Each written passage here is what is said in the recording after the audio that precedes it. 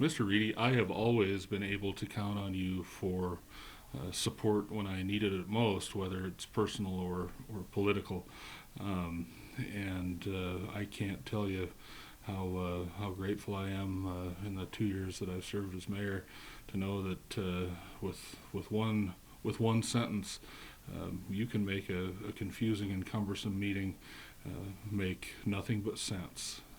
You're going to be missed, Jack, but we'll keep in touch. Thanks for everything. Worked with Jack for 10 of my 12 years. He come on the council in 1986, I believe, and I come on in 84.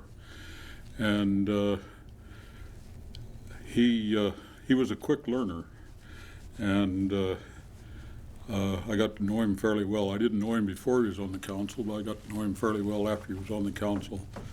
And I was chairman of the finance committee at the time, and I liked his attitude and so on and so forth. And I asked him about serving on the finance committee, and he says, well, I'm looking for somebody to golf with. So I said, okay, I don't golf much, but I'll come and golf if you want to be on the finance committee. So that's how Jack ended up on the finance committee.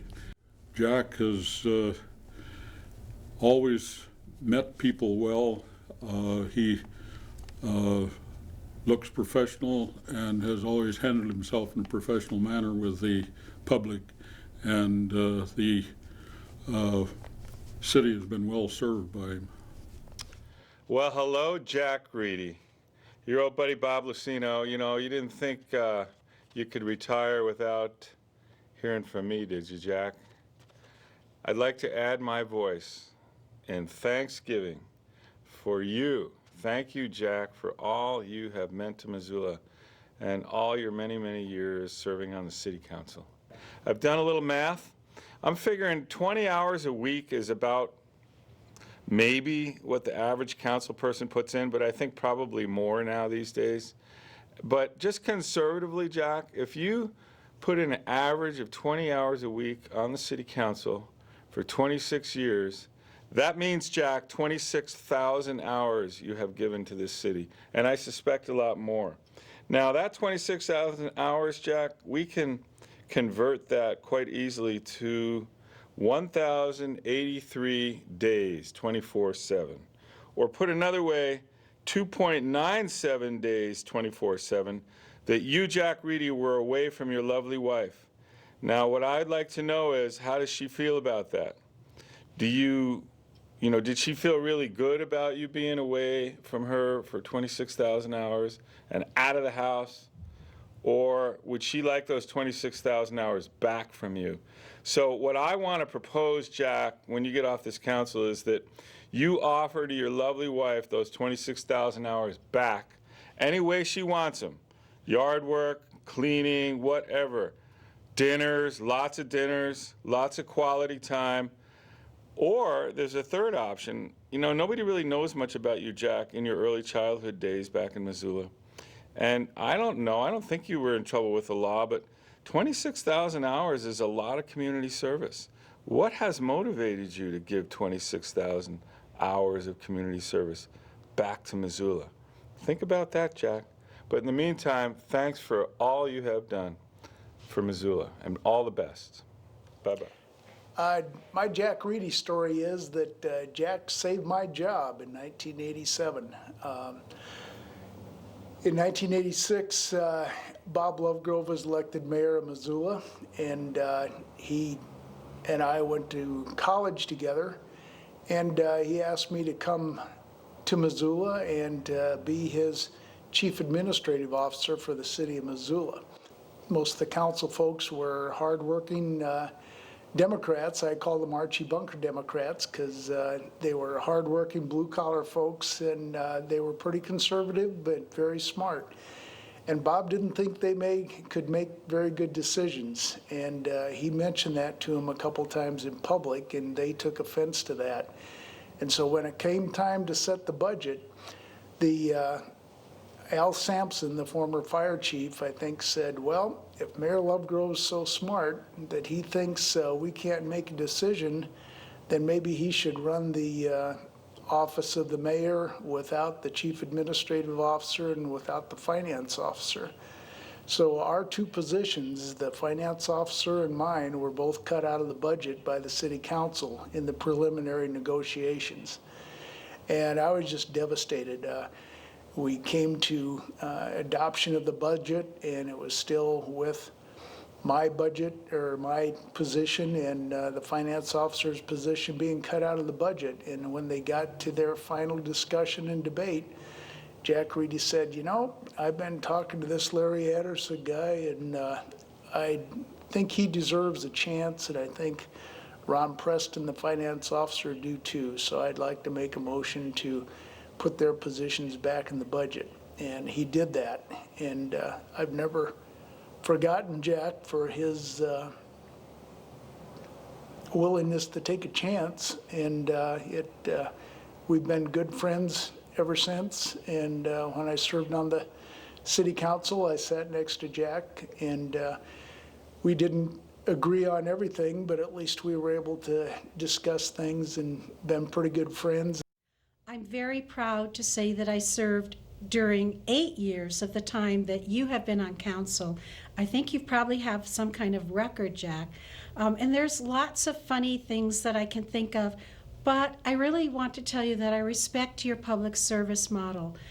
You said exactly what you felt. You carried a sense of collective history. You brought that forward for those of us, and I know I've been in Missoula 36 years, but you have this sense of history of Missoula that really no one else did. And so you told stories, and you shifted that knowledge forward for all of us. Congratulations. I hope you have lots of fun, and please stay away from politics. Hi, Jack. Congratulations. Man, it's been a long time. I don't quite know how you have been able to survive the last couple of years on council, since after the last set of elections you retired as council president, and that essentially left you without the excuse of leaving the PAZ meetings to go talk to the mayor. But I guess somehow you've managed to work it out. You know, one thing I remember the most clearly about you as someone who spent a long time on the north side is that you prided yourself in your speed, and you credited that to the young men on the north side who were always chasing you. So good luck, and keep those wheels moving, and we'll see you around. I was on the council when Jack set the record, chairing the shortest council meeting in history. Of course, some future council on steroids will shatter that record, no doubt, but for the time being, it stands in history. Hey, it still fits. So, Jack, it's enjoyed serving with you. I think it was 1998 to like 2001. I always felt as though you really took to heart what the neighbors had to say. You were really concerned about just the average guy, and I always appreciated that. There was a couple of stories, I don't know if you remember, but I think the funniest thing you ever told me, I laugh about it till this day, was it was February or something. It was just cold as could be out. I think it was like 10 below zero. We were having committee meetings, and most of the people hadn't shown up yet. And you were there looking out the window, and the snow was going horizontal. And I remember coming in, and I had been working on that global warming, trying to get the city signed up for a global warming program, and you were kind of lukewarm, so to speak, on that whole topic. But I remember coming in that morning and walked over and looked at you, and you looked at me and you said, "Global warming my ass." Mr. Reidy. Yes, when Chris Bian was up talking about the Fox Theater and what was down here before, I got to thinking. I was at the first movie at the Fox Theater when it opened up. In fact, I lived right in this neighborhood since the middle 20s. And I'm going to tell you something. If you had to live in Missoula when I did then, you'd think you were in heaven now, because at that time, the river ran right by the Wilma Theater, and I used to fish down there, and the sewers emptied right there, and the John R. Daly would throw all their old meat in there. Everything that come out of St. Pat's Hospital, parts and all, went right in the river. Everything floated down the river. The city dump was right over here. It was on fire all the time. It was right in the middle of the city. There was 10 million white rats running around there. There was a... We are a family show here, Mr. Reidy, so... Everybody burned coal and wood, and the steam engines bellowed up. You couldn't see the mountains, so you didn't care whether you had open space or not. So I'm going to tell you something. You're living in heaven when it comes to environmental issues compared to what was then. And I can also say this, there's some of us on this council have been here a long time, have been fighting for neighborhoods, and we were outvoted a few years ago, and I can go into that, but we don't like it any better than you do. I've always wanted to protect the neighborhoods, and everybody knows that, but that's enough out of a history for me tonight.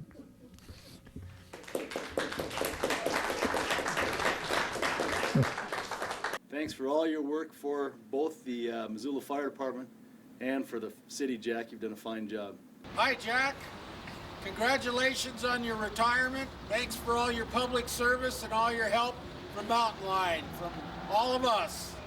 Thanks, Jack. Thank you, Jack. Jack from the Parks and Recreation staff and Parks and Recreation Park Board. We want to thank you for your many years of service and supports of Parks and Recreation, and we hope that you recreate much more in your future. Thank you.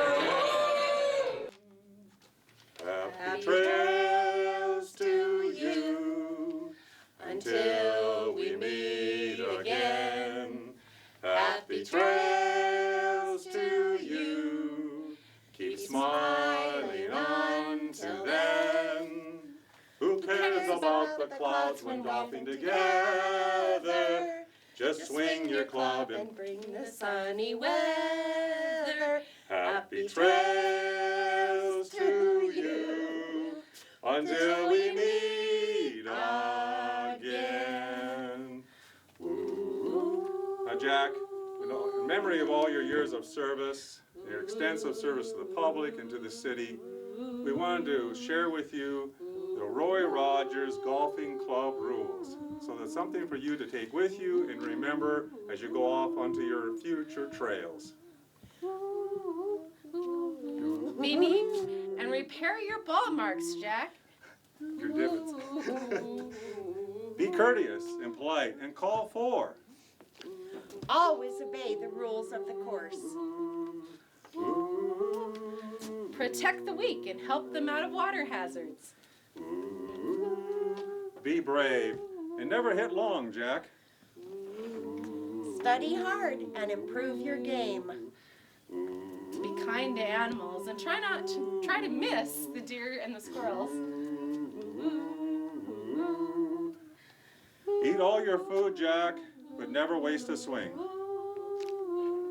Love God and go golfing regularly. Always respect the flag and the local country club.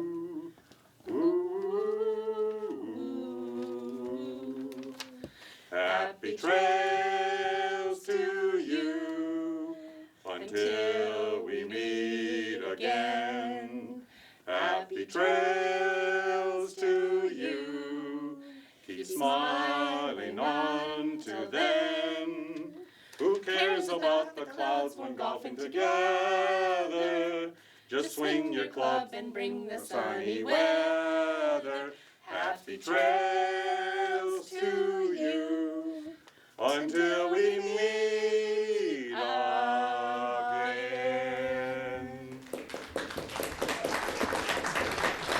I'm going to tell you something.